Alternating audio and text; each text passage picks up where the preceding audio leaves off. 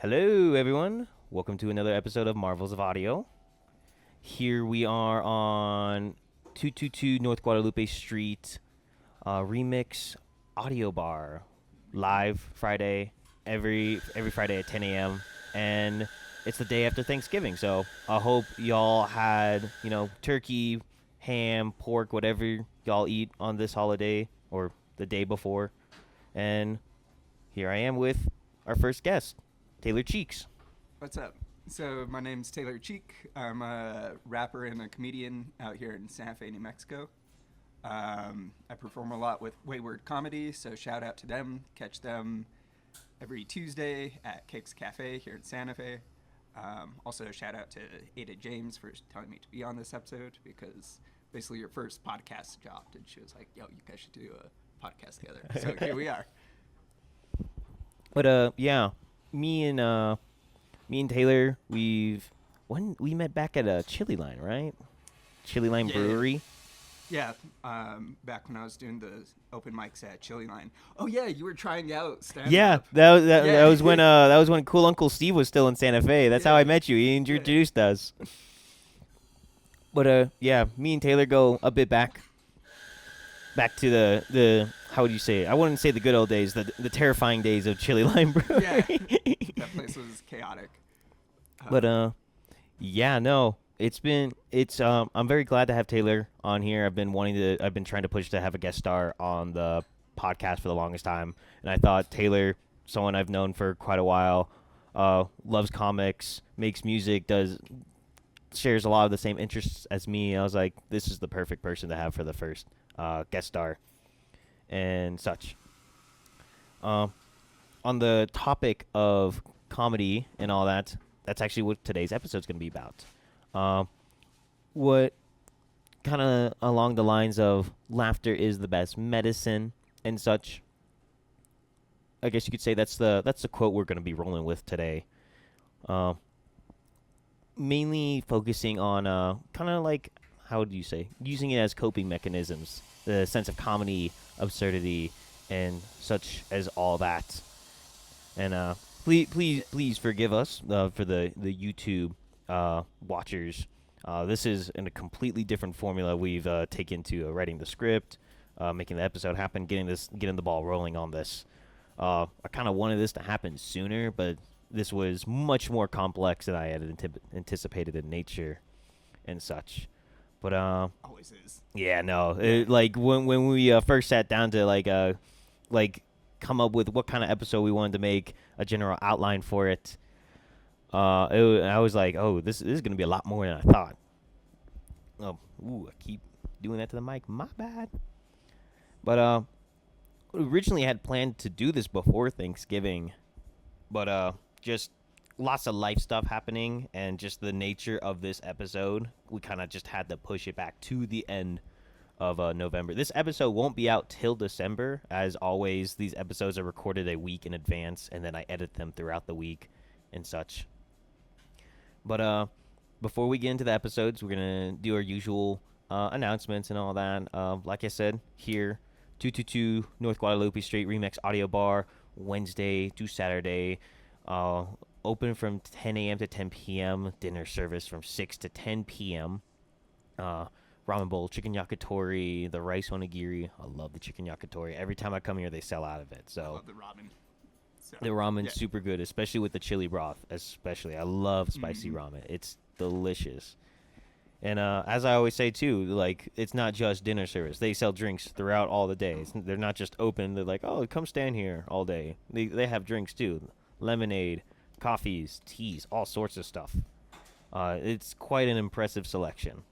And one more, of course, I help run an open mic at Cakes Cafe. It's the same place. Taylor does comedy as well. And music. As well. He also comes by for the Wednesdays when he can as well. Wednesday open mics, 7 to 11. Everything. If you want to do comedy, you want to do music, you want to do covers, you want to do poetry, it's whatever you want to share with us. There's no limitations other than, you can't be up there for more than 12 minutes. But you can't sign up again. We're okay with that.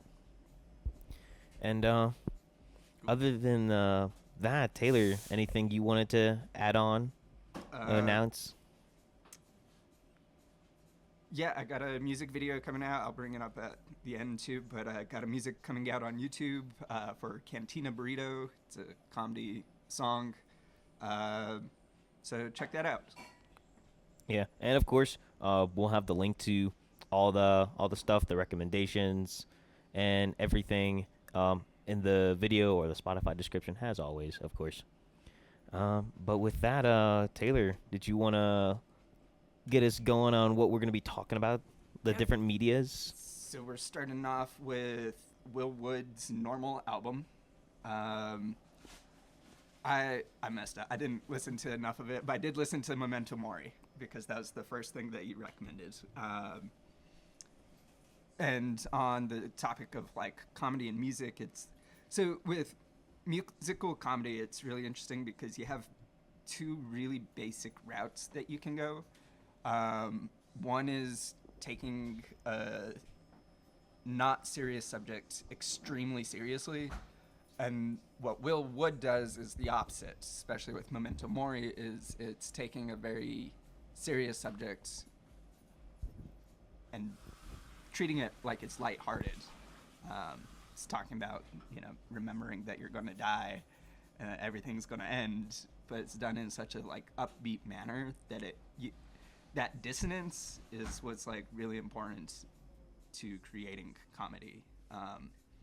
Contrasts are really, really important for making something stand out and making it funny. That's like the biggest thing that kind of appealed to me as like the whole album, which is there's a lot of parallels, and which kind of contributes to the comedy and the absurdity of that album. The normal album came out in 2020, like probably right before, at least here in New Mexico, we went into like crazy super lockdown, only essential workers going out and working. But I didn't realize it was a pandemic album, or was it? It came It, out it, before. it came out before. Okay. It wasn't like an album from the pandemic. It just happened to come out during the pandemic. Much different thing. But he does have a reprise, like a, I guess you could call it a sequel album, which is the pandemic album essentially, which is like, oh, the pandemic happened, I'm gonna remake this whole album. That's a whole nother can of worms. We're gonna focus on the 2021. Okay. But the normal album, if you couldn't get the idea of it, if you haven't listened to the songs at first, uh, it goes over a lot of important stuff and doesn't really give a care, which is the whole message of Memento Mori. And the words like that always make me trip. Memento Mori. The most important thing in the world is the name of the last track of the song, which is, Latin, remember you must die, carpe diem, live your life, all that and such. And I think it is very important to, not take these things super seriously as well, because it's like everything in moderation. If you think about it too much, you kind of get obsessed with what you're not doing. It's like, oh, I'm not living my life to the fullest, not perfectly or whatever, and such like that. And that's kind of like the whole idea of the album, which is making fun of people who, as you would call, a normal album. This is an album about people who yearn for normalcy in their day-to-day lives. It's supposed to be a parody. It's supposed to be making fun of that school of thought, if you want to call it that, essentially. Well, and something we'd brought up in previous conversations on it is this idea. I've heard it. I don't know if this is a real word, to be honest, but I've heard it described as productive catastrophizing, which is it's like leaning into the overthinking of catastrophes in an effort to alleviate the anxiety of them, where it's instead of just being concerned, having social anxiety over going to a party, is leaning into it and thinking, okay, well, what's the worst thing that can happen? Well, I could show up there, people can make fun of me, the building could collapse, a meteor could hit the earth. Like, it's playing into the absurdity in an effort to realize that your concerns aren't as big as you think they are. There's the first song, Suburbia, which is I might be wrong on this. It's a 3-act. It might be a 4-act song where it, for those not familiar, all within the same song. Kind of for quick context, I should say this song is supposed to be treated as a sort of a musical, essentially. So there's a lot of like, how do you say, like breaks, slowdowns, pauses, or whatever. I'm not a biggest on musicals or theaters, or well, more an expert or anything. But this album is supposed to be treated or seen as a musical. So like take that when you're listening to the album. It's a first song, Suburbia. It's a 3-act song, which is basically just setting the scene of the neighborhood, the world Will Wood is currently living and such. With people are literal crazy. There's barbed wire, white picket fence, like for anyone who's ever seen Edward Scissorhands, like that modern America nuclear family, like lawn, white picket fence, fancy flowers and stuff like that. Will Wood goes on to talk about a lot of describing a neighborhood like that, but just apocalypse ready, essentially. Which is kind of ironic given what the album was released into. Well, yeah, no, it's like it's almost prophetic, honestly, because I knew a lot of people that were like getting ready for the apocalypse through that, like buying so much, like the toilet paper shortage when everyone was buying toilet paper in bulk, and now we have limitations on how much toilet paper you can buy. But it's just so funny to think about. But that the whole idea of the first song is to kind of set the scene, and then we go straight into the second song, which is "I for the Love of My Life." I can't pronounce it because it's spelled so weird. 2 Second 2 Nights Beer, essentially, which is sort of a strange love song. It's supposed to play it into the first song. It's like, everyone here is crazy. I can't believe I'm living in a crazy neighborhood. And then he like starts singing to himself about a girl that he's in love with, and he's like, oh, he's also psychotic. He's also crazy. He thinks he's normal, even though everyone in this neighborhood is exactly like him, essentially. And not much on that one. It's just, as I've said before, kind of playing into like the parody of wanting to live a normal life. It's really, how you view yourself, comparing yourself to others, essentially. And in like an ironic sense, that's kind of like what is supposed to be the most absurd part of the entire album, is people who think like that. That's what the album's making fun of. What, essentially. people thinking that you're normal? That's like, yeah, no, like that's the butt of the joke. Is the butt of the you're normal? You think you're normal, but like the whole message is like we're all weird. We're all weird in a different way, Like normal is such a loose definition, essentially. That's like the butt of the joke. That's really just landed in with the first 2 songs, and then every song after that just kind of like goes over different little similar themes, essentially, of just like same thing with Memento Mori. Going back to that, it's just like, don't think so much about it. But yeah, no. Or think about it so much that it doesn't matter anymore. It's no, essentially. Because I mean, that's what the quote is remember that you will die. Like, it's like how would I describe it? It's like, it's there, but taking a back seat. Don't let it drive for you. Yeah. No, that's an important thing. Like, sometimes you just need to think about things to make them like less anxiety inducing. Another song that I kind of wanted to graze upon before we transition to the next album, which was Marshall, thank you for the dialects. Okay. Which is that song is it's supposed to also make fun of people who are just like kind of like on the other end of it, just like, don't think about it, just suck it up or whatever. Like every chorus is just talking about just like, oh, we back in my day, like there's one line, it's like, oh, back in my day we would just take a ton of pills and suck it up and die, and god damn it, we liked it. But it's it's a very shallow song in nature, but it's supposed to kind of also make fun. It makes fun of a lot of people who, lots of ways of thinking. Essentially, that's the whole. As I've said before, that's the whole idea of the album. It's a comedy album. It's making fun of a lot of things, making fun of a lot of subjects, a lot of serious things that we kind of like let take control of us in our day-to-day lives, essentially. But with that, Before we move on, yeah. just a quick sidetrack on the topic of like weird pandemic release schedules. Did you ever watch the show Utopia? I did, yeah, I did watch the first season. Did you? Okay, so first season. So you watched the British version, right? Yes. Okay. Well, they made an American remake that a lot of people don't know about. They made it in 2019. For people that don't know, Utopia is this British show that had the American remake. It's about a pandemic that's orchestrated by like this secretive government cabal to like cull part of the world's population. So they made that in 2019, and then they were sitting on it in 2020, like, we don't know what to do with this.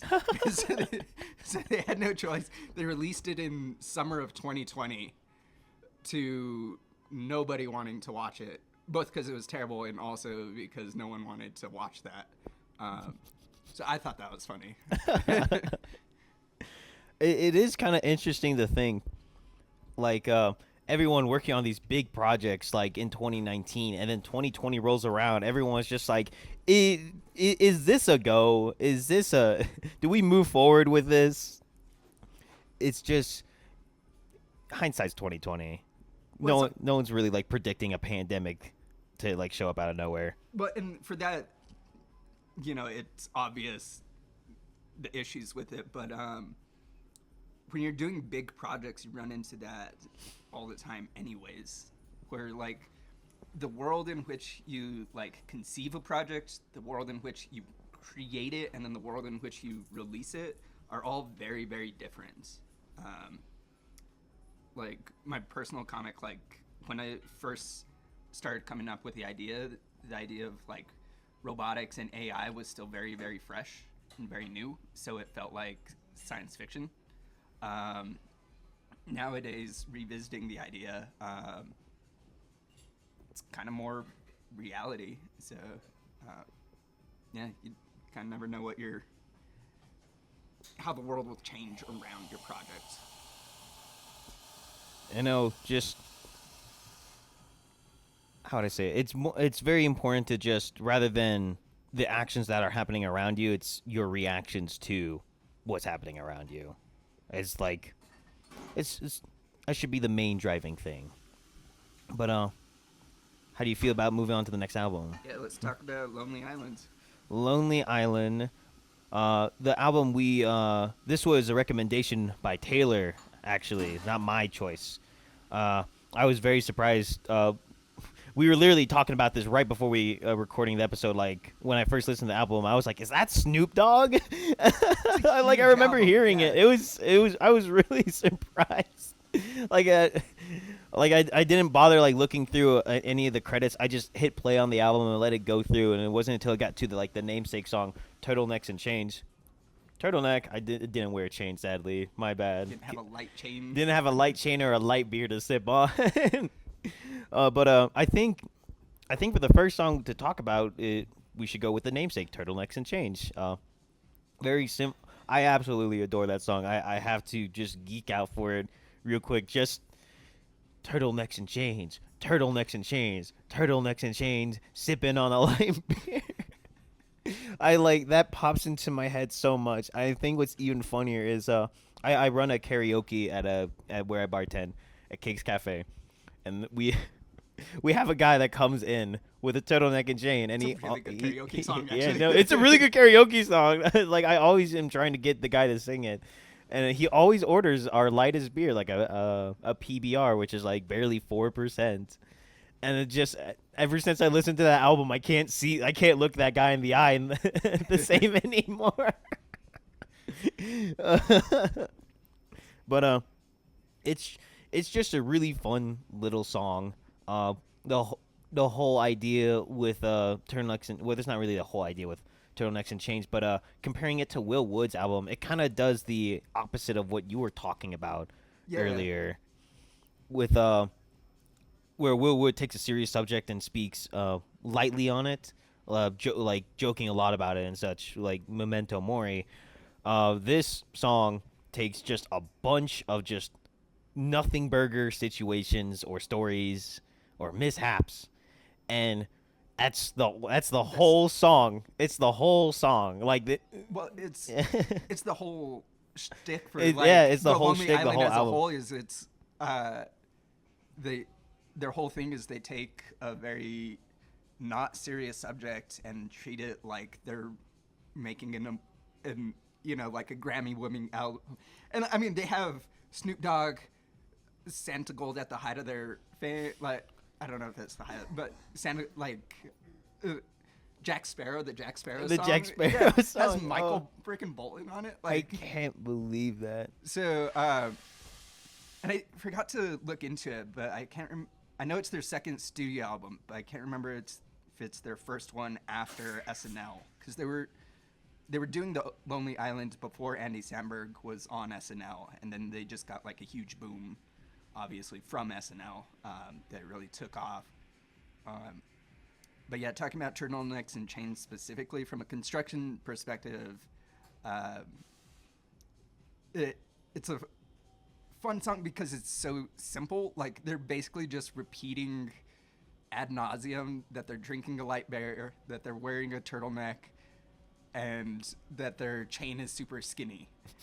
And they keep saying the same thing over and over again in like different ways. That makes it just very catchy and funny to listen to. And then Snoop Dogg comes in on the end with like a fire verse about having a turtleneck and chain. Like I'm never gonna be able to like wear a turtleneck or look at a beer the same way again. Yeah. Think about investing in a chain now. I think going to like more like some of the songs with more of a substance and such. There was re-listening to it this morning, and I was telling Taylor about this too. I was like debating if I should put this talk about this song on the podcast. It was Japan. Great. Great Song. Just it's the whole song just follows three white friends going to Japan. Yay! And real quick before we talk about making fun of like tourists who go to Japan, be super disrespectful about it. The Universal Studio paying for the whole music video and album and all that. Going back to how you were talking about just like the pandemic albums and stuff like that, I find it funny that as of speaking, last year, Japan and a lot of other Asian countries have been just outright banning tourists from certain spots because it's gotten so bad with like littering, disrespect of the culture and such. That there are just like some shrines and areas now where you have to be a citizen to just actually go to be there, to go walk there, to go check it out. And it's just it's so funny to see like how far like some songs can be like prophetic in a sense, especially this song of all things.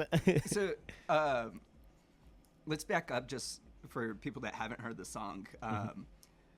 What the song is about is the Lonely Island putting all of these things that they want to be paid for into a song, so that Universal Music will pay for it for the music video. So that's why they're mentioning Japan. Like, it's not a song about Japan.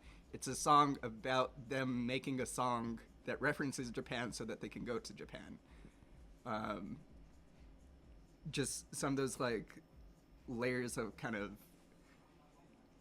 complication and absurdity that makes it hilarious, because it's not just a song about Japan, and that's why it's funny. It's just like a bit there. There's no actually going to Japan. I love the three white friends going to Japan. It just reminded me of that. Yeah. But I remember I love I think my favorite part was the ending scene ending scene, the ending part where it's just like throw it all in the ocean, Pokemon, dump it in the river, our rental car, dump it in the river. Just they want to get everything paid for, Yeah. and then it's just like let's get rid of it. Well, actually, calling it the final lines a scene is interesting because when you look at the album and what it was kind of for, because so many of the songs were SNL sketches. I don't think they went into the album knowing which songs they wanted to make music videos for. So every song kind of plays out like a sketch. It's all very, very visual. It all has a lot of storytelling, and it feels like you're listening to a short film because in a lot of ways you are. I mean, other things off of that album was like, obviously Jack Sparrow, I Just Had Sex was on there. Yeah. The one with T-Pain. Creep with John Waters. I think Nicki Minaj is in it. There were all these like really big SNL sketches. And actually, along that line, if you kind of want a glimpse of like 2000, like early 2010s internet culture that's really fun, a lot of these songs that don't have segments or music videos, there's like high schoolers or like college students that made music videos to them. There's one for Turtlenecks and Chains that's really funny. Like, it's obviously and it kind of takes you back to that like early YouTube culture where it was a lot less. How am I trying to describe it? There was a lot less pressure. Like, you didn't have like influencers back then. So like getting with your friends and just making a ridiculous music video and releasing it into the world was just a much more like fun thing to do. It's like more treated as like a hobby. Yeah. Back before it became this, Became like much more commercialized or like super mainstream. commercialized. Yeah. Yeah, this is really, really before the commercialization of YouTube. And actually, The Lonely Island was surprisingly instrumental and important in the development of YouTube because they put out these shorts. And it's like that wasn't something that was a thing before, like with SNL or just in general. So they kind of broke new ground on that. What you were talking about, like how would I say it? With the skits, it feels like a movie or whatever. I definitely like, how would I say it? One thing I do find really impressive about the album was how a lot of it felt very well. Of course, it is narrative, the storytelling, and all that. Like, it was really great at like kind of doing like the imagery for you, essentially. Like, not like exactly like giving examples like some artists do with metaphors and similes, but getting a general idea, like a Rocky for the Rocky song, for example. It's like calling out Rocky for a boxing match, which that also seems to be a lot of stuff that happens nowadays. YouTubers calling people out for boxing matches. Not to get off track, but that song like did a really. I found myself chuckling a lot of it, but I just loved all this the scenes, kind of just like, for lack of better term, scenes it put into my head, essentially. Like, it felt like a little like 10-minute episode or something that like I would probably see like on a like Adult Swim or like in like HBO and all that and such. Like, what I'm trying to get here is just there's a lot of depths to whether it's like a full blown like little story or skit that they're going from beginning or ending, or like Turtlenecks and Chains, where it's literally just the same three things being put in your head. It's like it does pretty well to like get that across into your head, like you're already thinking about the song subconsciously without even really trying, essentially. It's it's just really good like pop song practice. They're very good at making an idea catchy. Mother Lovers, that's another one on the album.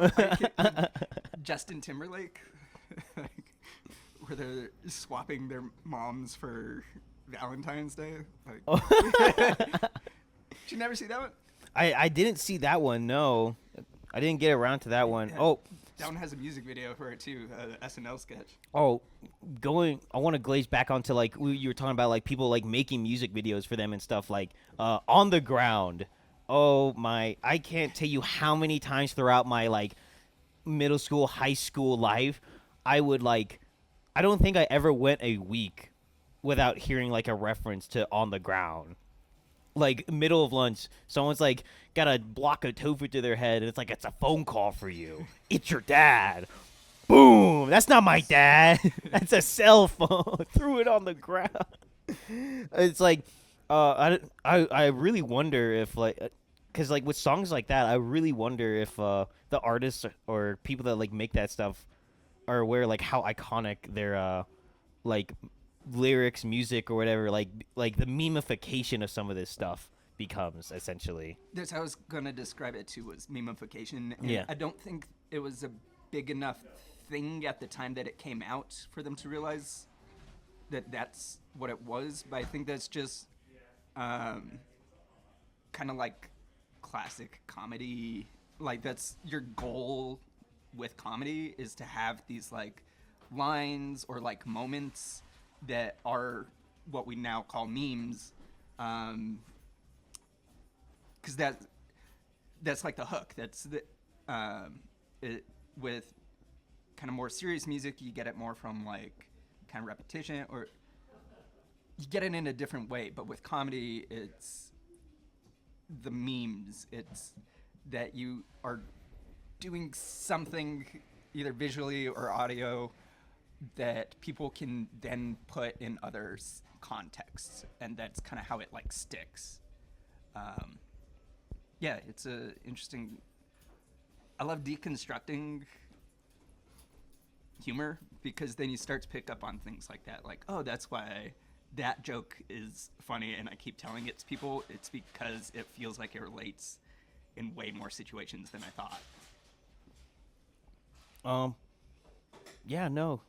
It's I don't know, I don't know, my dad this actually reminds me of a little conversation I had with my dad, which it was literally a conversation about memes, and he was like, dude, kind of felt like a line from Martial dialects. He's like, back in my day we called memes a reference. I'm like, it's the same thing, man. It's like, it's just, I don't know, you could probably call it slang or whatever, but I don't know. It was just such like a little funny like one-off thing he said. But actually, sitting on like the whole stuff about references and stuff, I kind of want to use this as a gateway to go into our third piece of media here, because literally when like Lonely Island album, like we were talking about. Snoop Dogg, Michael Bolton. You said Nicki Minaj was in one of them, right? Yeah. They're actually reminded me of a scene from the comic. So the third piece of media we're going over is Charlotte's Patrons. It's a webtoon comic made by Jin Dog, or Jindo Dog. I'm sorry, I'm terrible with names, but link will be in the description, of course, with the correct name. But the comic Charlotte's Patrons. It's to give a quick overview of it. It's more of an episodic day-to-day life of this man and his daughter, niece. Yes, thank you. His niece and this guy. They're running a bar, and it's kind of implied that they're trying to make ends meet, like with a lot of episodes. There's like, oh, there's a lot of competition, or it's a slow day or whatever. That's not the main focus of it. It's the main focus on the day-to-day lives of those two and their friends. The guy who runs the bar, the cafe, Baxter, and then there's Rasha, the niece, and then there's two of the other main characters that are like very well early established on. There's No or Noah. I believe it's a French name. I don't Yeah, know the the comic pronunciation. takes place in France. Yes, it takes place in France. There's And also, I just describe it that there's a like almost. I'd relate it to like How I Met Your Mother or even Friends, where yeah, it's like no, these slice of that life. much better Yeah. comparison. Yes. Um, yeah, where it's about these like weird interactions 'Cause, like, between this friend group. because like it's more focused on the comedy and like whatever's happening within the episode, but there's still like how would I say it? There's still things that happen that are brought back up in later episodes. Like early on in the series, it's established that Rasha, horrible gardener, she has terrible luck. I believe that's what people would just call accident prone, but they make it more mystical than it really is. It's just she has terrible luck. It's like it brings about calamities, disasters. She's struggling to. She loves gardening, but she can't. And her uncle Baxter ends up buying a plant of poison ivy for her to grow and mature on the roof of the of the business. And then I think it's like a good like 10 episodes later. It's fall now. The leaves are falling and whatever. And she's like, "Oh, go, we fall!" Spreading the poison ivy, and Yeah. everyone's freaking out like below the building. It's like, "Oh, why am I so itchy?" It's just I love how it's like it always comes back to like such earlier episodes and stuff with it. It's Yeah, they have a few bits like that where there'll be like references or moments later on that if you haven't read every episode, you won't understand why something's happening.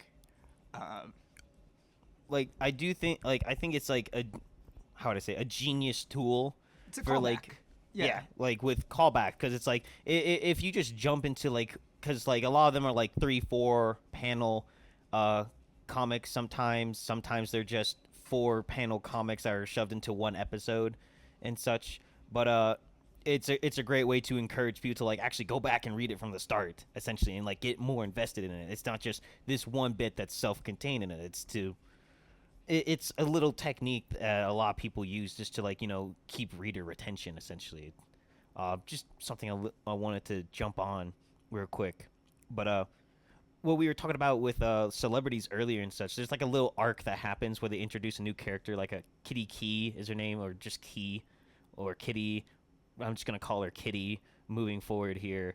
Where one of the main characters, Evan, he runs a gym. He's a trainer at a gym called the Raging Bull. Uh, it's like super good. Helps a bunch of celebrities get fit, and like one of his regulars and friends is Mickey Minaj, not Nicki Minaj, Mickey Mickey. Minaj, like Mickey Mouse. Yeah. I thought that was really funny.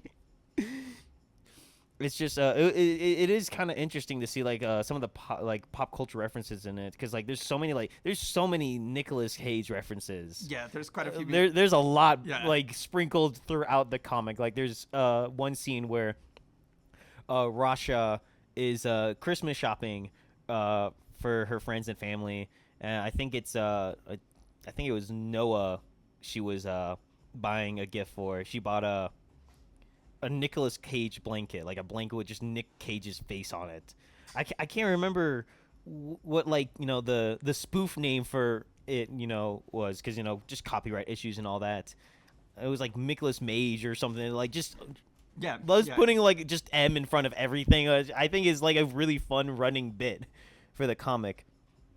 But kind of how does this like fit in with like Lonely Island and Will Wood's albums and such? For me, personally, when I read through it, I just I like how would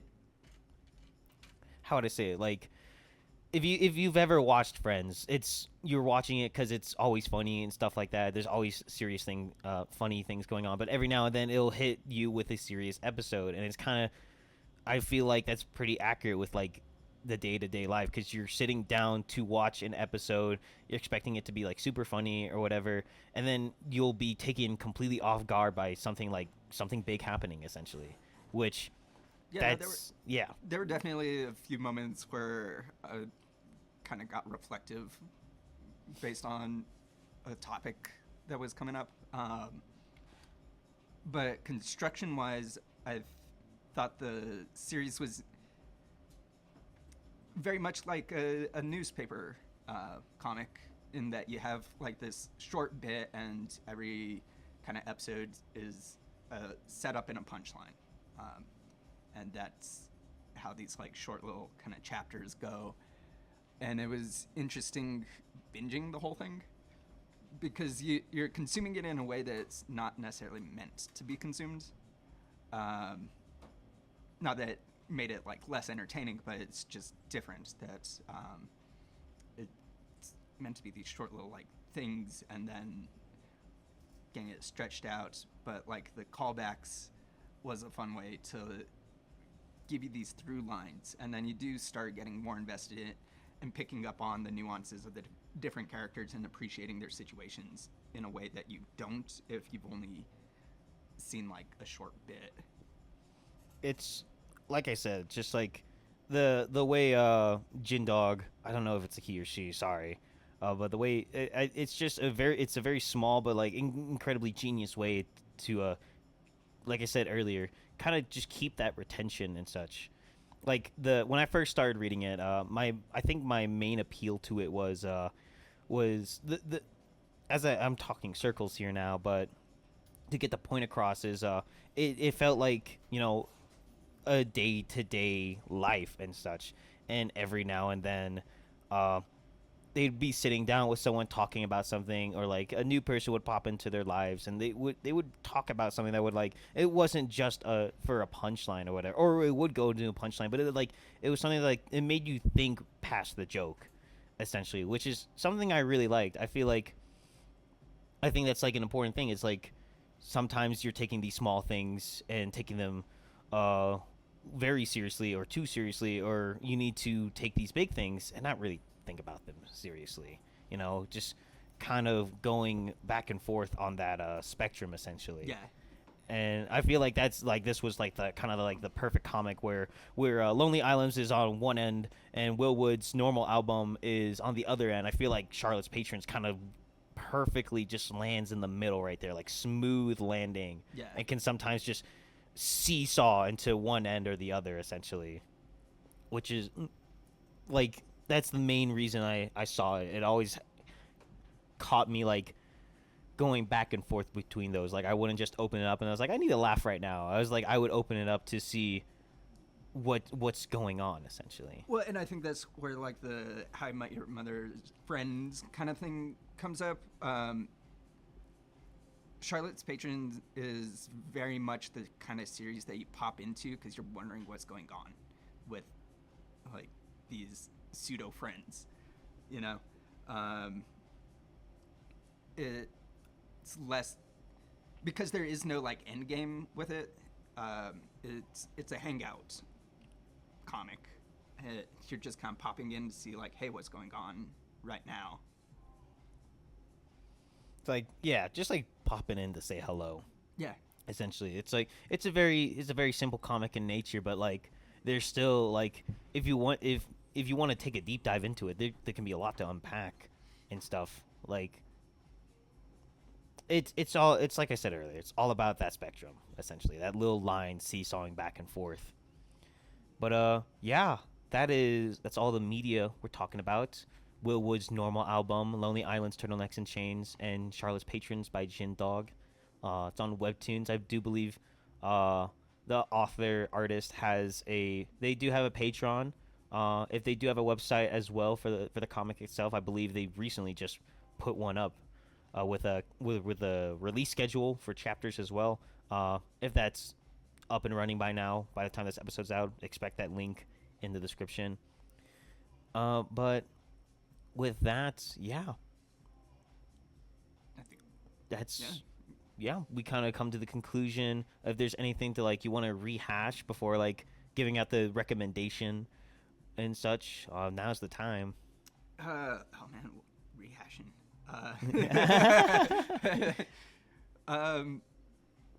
No, I hope that listeners, they'll come away from this episode just kind of with a greater appreciation for comedy beyond the laughs. there's a lot that goes into it. You know, it's hard to make things, and it's really hard to make things that make people laugh.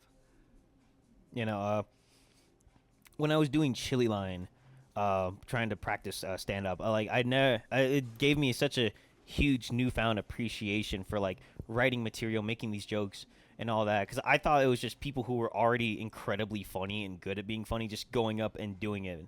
And then I didn't realize, I was like, there's so much that goes into it. Like, I never realized like how to say, the blood, sweat, and tears that like some people put forth into putting out these jokes to, you know, because after that, like every time I would hear a joke, it would make, like I said earlier, it's like kind of going beyond the joke, seeing what's within that material there, essentially, kind of like the Willwood album or Lonely Island. I like, the whole goal is to, you know, make you laugh. It's comedy, but there's something beyond that, essentially, which gives me a lot more appreciation for, honestly, and such. But yeah, Actually, I mean, stand up in its own is a whole thing that I could get into, but yeah, the mechanics of it is surprising if you're not familiar with it. Some of the funniest people I know on stage aren't actually that funny off stage, is that they just have a really good grasp of like the mechanics to make funny jokes. Like any other art form, once you learn how it works, yeah, you can, like, it's not just going up and being funny. You have to know the basics of it. But yeah, that's a topic for another day. That's a whole other can of worms. Yeah, that's a whole other can of worms. But yeah. But yeah, other than that, did you want to leave us off with a recommendation and maybe some words of wisdom before we close out, Taylor? I have no words of wisdom. 2 recommendations. Definitely watch the British version of Utopia. It is not funny at all. It's really dark and it's fantastic. Also, Popstar Never Stop Stopping, the Lonely Island movie. Hilarious watch. I think it's on Hulu. I don't know where it is nowadays, but the music on it is unironically fantastic and catchy. So yeah, definitely check that out. Yep. And as always, I'll have links to that in the description. Links to Taylor's music video once it drops. Yeah, Cantina Burrito, Taylor Cheek's Cantina Burrito. Check it out on YouTube.